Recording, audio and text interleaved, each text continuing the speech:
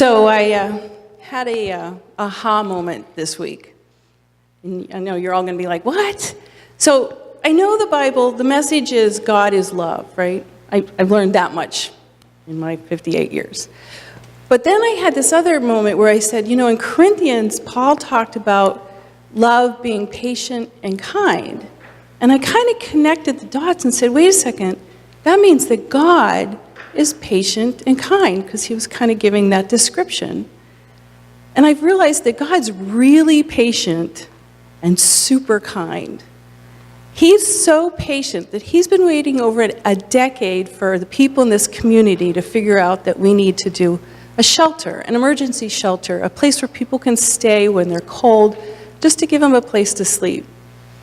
And he's really kind because he doesn't nag or whine like I do. Wait, did I say that out loud? He's not like me. He's patient and he's very kind. But what he does do is he kind of, with me anyway, he taps me on the shoulder.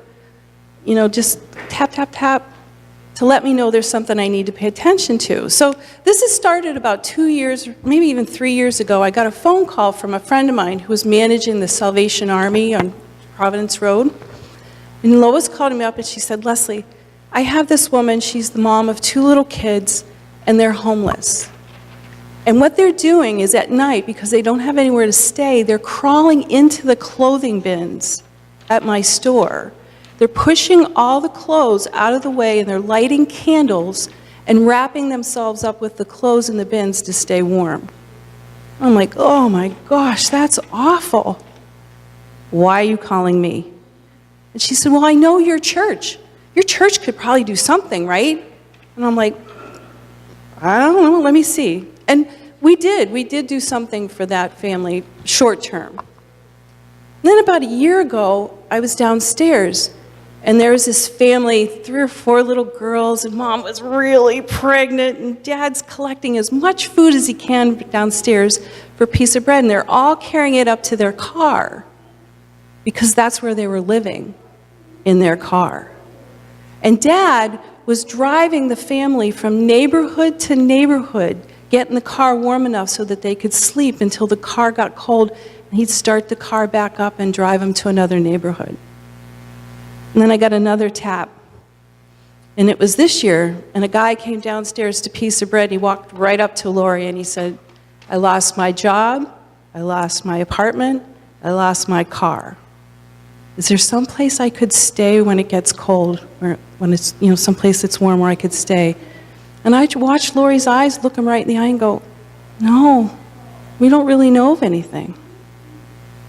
And then the last tap I got was while I was at a football game.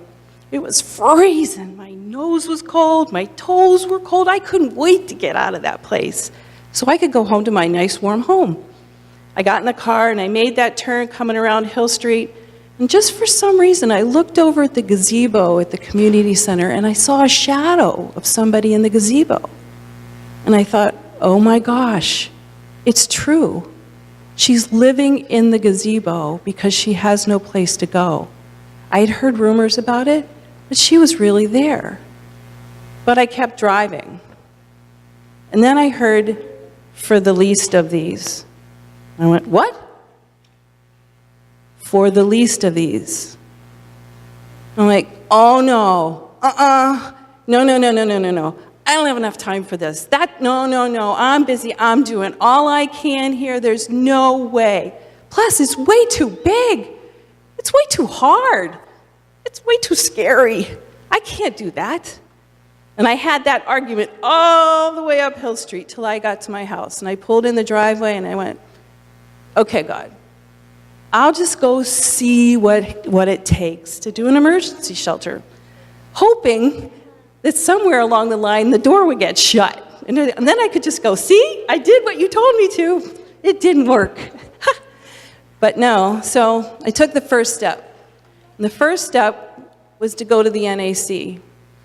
And they told me that they've been trying to figure this out for over a decade on how to create an emergency shelter. Okay. So then I took the next step. I went over to see Noreen over at Catholic Charities. I said, is there really a need? I mean, really, are there people who need a place to stay when it gets cold? She goes, absolutely.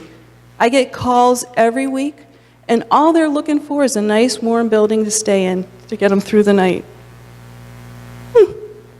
Okay. So then I went to the town. I'm like, come on, guys, tell me this can't happen.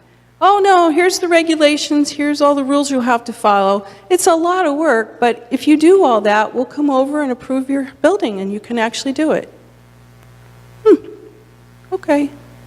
So then I went home to visit my dad and my mother-in-law, and I went to my church. Guess what? My church has an emergency shelter in it. It's smaller than ours, and the people are way older than us. And they're doing it for 2 weeks on every monthly basis, where they open their church up, they let people come in, people stay with them overnight. I thought, wow, you guys are doing that? That's amazing. So then I kind of figured, well, what am I supposed to do? And then that's when God said, take the next step. See if your church is ready for this. But you're not going to be the only church. I want all the churches in Northbridge to be able to do this. But I think we're supposed to be the leaders in this. I think. And that's when I'm just waiting for the door to shut. So my last little tap that I got the other day was when I was at Bible study, and I asked the girls to pray for this, because I'm really not sure still. Come here. This is Rita, my friend. She comes to Bible study with me. And I asked, she said, oh, that would be an awesome thing to do, because I needed a shelter once. You needed a shelter, your mom with 2 little kids, right? Yep, And the shelter was there for you when you needed it, right? it was. You know, what I learned is we're all one step away from needing help. It could be an accident, like you. It could be losing a job. We're just one step away from needing the help that she needed. And I think that's what we're meant to do, is to help people who just need a little helping hand, to take that step and open up the doors of our church for that. But we're going to talk a little bit more about it. Rita's going to stay for lunch, and she'd be happy to talk to you about her experience. And we're going to just see what happens next. I think we're here to help. Thank you.